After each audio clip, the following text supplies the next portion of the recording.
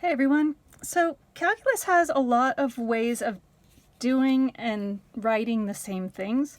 So let's talk about that for a minute. So you might be asked to derive something.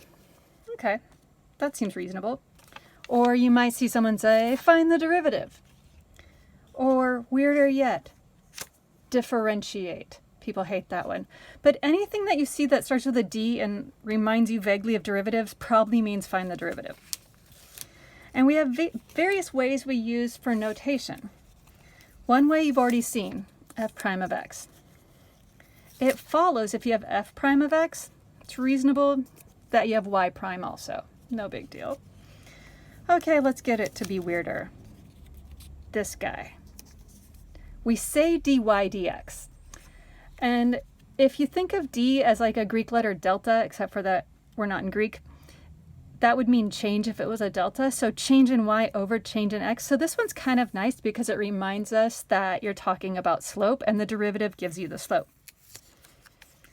And then this next one really annoys people and it throws people off. You'll see d dx and then parentheses something like some function in there, like d dx of x squared. And you would just write an equal sign with what it equals. And that throws people off, but it still just means find the derivative of that thing that's inside. We'll actually use this one quite a lot. It's kind of like the function notation for derivatives.